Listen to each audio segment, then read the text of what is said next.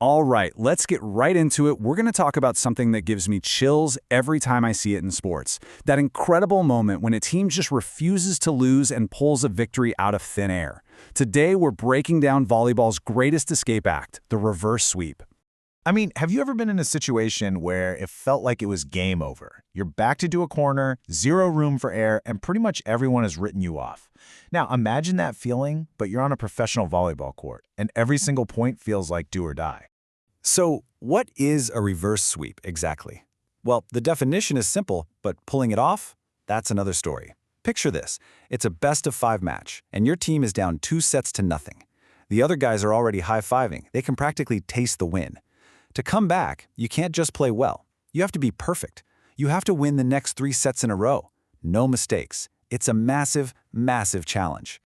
And that brings us to the first part of this whole drama, the 0-2 hole. Being down by 2 sets, I mean, that's not just a number on the scoreboard. It's this huge psychological weight. It feels like you're trying to climb out of a canyon. The pressure is just insane. You can feel the energy draining from your side of the court. Think about it. Your opponent just needs one more set to win the whole thing. But you have to win all 3.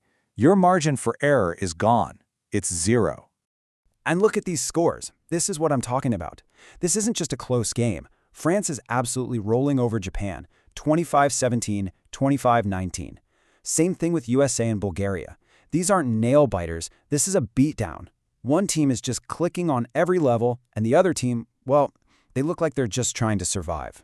Yeah, and this quote from the broadcast really captures it perfectly. They've been business. It just sums up how France was playing. No flash, no drama, just cold, hard, efficient volleyball. They were there to do a job. And for Japan, well, business was definitely not booming. But then, something happens. The third set begins. And this isn't just another set. It's everything. It's the lifeline. It's that tiny little glimmer of hope where a wild fantasy starts to feel like maybe, just maybe, it's possible. This really lays out the plot twist perfectly, right? On one side, you've got the story so far, complete and total domination. The match is basically over. But then on the other side, there's the spark. That's the third set. For the team that's getting crushed, this is their one chance to grab the pen and start writing a different ending. And man, just look at how drastically the tables turned. These scores tell the whole story. Bulgaria doesn't just edge out the USA, they blow them out 25-17. And Japan against France? 25-16. This wasn't just them getting a lucky break. No, this was a full-on counterattack. They didn't just stop the momentum, they stole it. And right there, that's the key. The second that third set ends, the whole vibe of the match just flips. For the team that was cruising, a little seed of doubt starts to creep in. But for the team that was down and out, that little flicker of hope just exploded into full-blown belief. Now it's no longer a sweep. Now it's a fight. Okay, but winning one set is one thing. That's great. You survived. But now you've got to do it all over again, just to get back to even. This is where things get really tense. This is the climax. You can just feel it in this quote, can't you? We are going 5. That's the sound of everyone in the arena. The announcers, the fans, the players, all realizing at the exact same moment that the impossible is actually happening. A match that was a snoozer an hour ago is now going to a deciding set. It's incredible.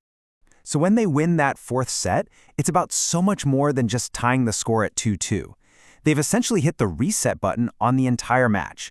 Everything that happened in those first 2 sets doesn't matter anymore. It's all gone. Now it's basically a brand new game, a sprint to 15 points, winner takes all.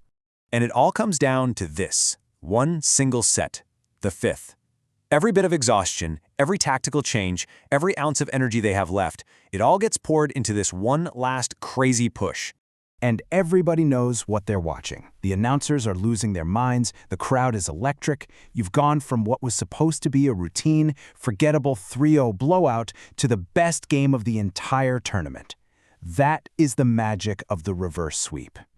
You know, at this point, it's not even about who's more skilled. It's all in their heads. It's a mental battle. Who's going to crack under the pressure? Is it the team that thought they had it in the bag and is now suddenly in a war? Or is it the team that's been fighting for its life, point by point, for the last hour? So who are these teams anyway? The ones who stared defeat right in the face and just refused to back down? Let's give some credit to the legends who pulled off this incredible feat.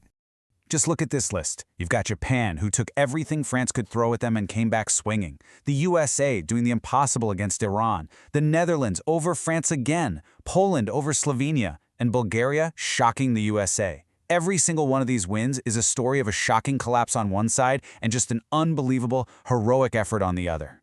And really, that's the big takeaway here. A reverse sweep? It's so much more than just a W on the scoreboard. It's a statement. It's all about resilience and belief. It's watching a team literally decide in real time that they're not going to accept the ending that's been written for them.